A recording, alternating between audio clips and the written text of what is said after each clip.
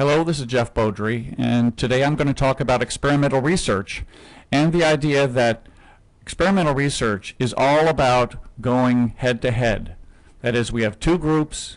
One group is going to be changed. One group is going to be the comparison group, and they may or may not change.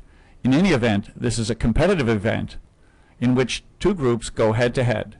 So what I would like to do today is talk about the types of research and make sure we realize that this experimental research is different, but it also has some similarities to other types.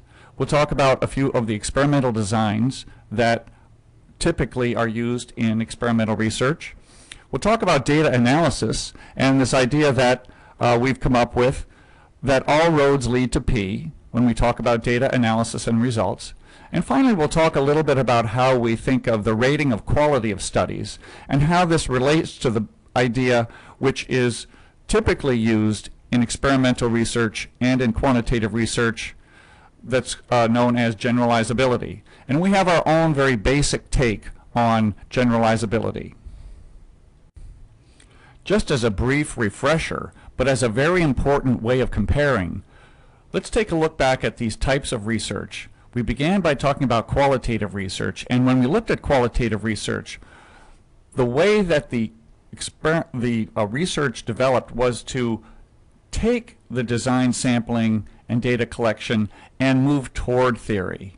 When we talk about quantitative research, whether it's descriptive or inferential, we have a very different take, and that is we control the research design and we control all of the decisions through theory prior to all of these decisions about the design, sampling, data collection, and data analysis. That is, we have what we call research questions, which are translated into hypotheses, which all depend on theory. So you're going to hear this as a mantra. Everything depends on theory. That is a coherent set of ideas that helps you understand and to design and even predict the type of results that you want. Now, while these differences are important when it comes to the role of theory in quantitative or inferential research versus qualitative, what you see here is we retain these different categories to do our analysis or to understand these different types of research. So you'll see these categories: theory, design, sampling, data collection, data analysis, and results carried through on all the different types of research design, and they become the basis upon which we do our evaluation of the quality of studies. Now, on to experimental designs.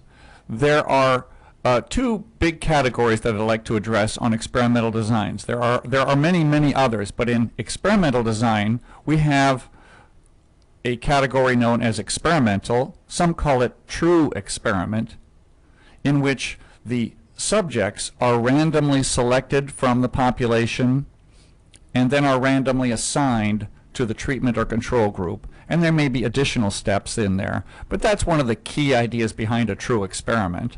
And the other one is quasi-experimental, which is all the rest of the designs in which you are prevented from manipulating that sampling. That is, you have to take an intact group or a convenience sample.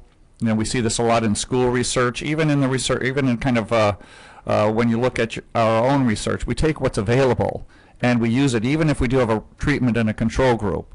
It's not quite as rigorous as the true experiment. So let's take a closer look at some of those designs. So let's move over here and take a closer look at this concept map. We're going to take expand this in just a moment, but as I mentioned before, one of the key concepts in a experimental design, or what we might call a true experiment, is that we randomly select from the population to the study sample, and then we randomly assign to treatment or to control. We might do that using a table of random numbers. We might use that using a computer-generated randomization or some other means. At any rate, there is an objective way of assigning people to treatment and control so that we randomly distribute differences That's the whole point behind that, is we'd like to randomly, or as close to randomly, distribute differences to these two groups. So once we have our study sample intact, then we need to take the experiment and move it to the treatment phase. And treatment or intervention is nothing more than the implementation of a well-designed theory. See how this all comes back to theory. Whenever I hear treatment, I think, is the treatment well-designed, and can we take from this study enough information so that we could redesign this and redo it ourselves? That is, we have to have an implementation or a procedure that we can follow. So let's see if we can't just look at this big design now.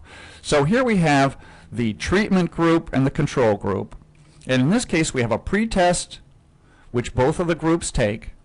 Then the treatment group receives the treatment. Let's say we're going to use laptop computers or handheld calculators in an educational classroom. That's a typical example that we talk about. And you can imagine some of the treatments in your profession as well.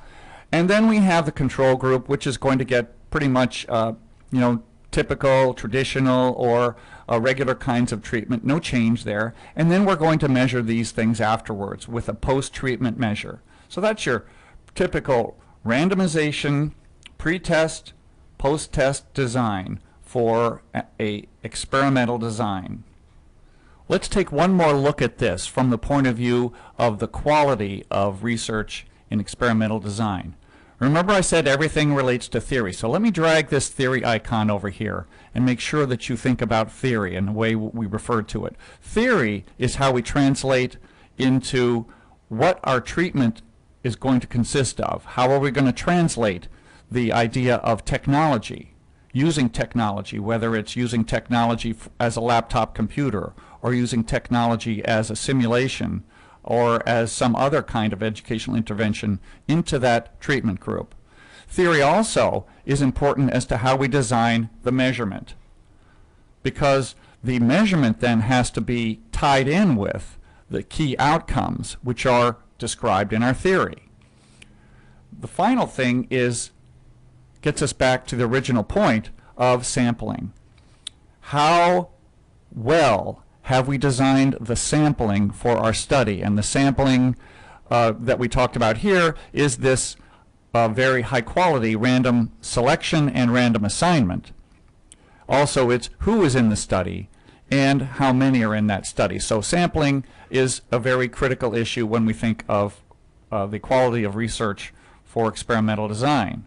So these 3 points, theory, sampling, and measurement, then give us that overall sense of quality of a study, regardless of the outcome. These are the 3 things we look at first in order to determine whether a study is high quality or not.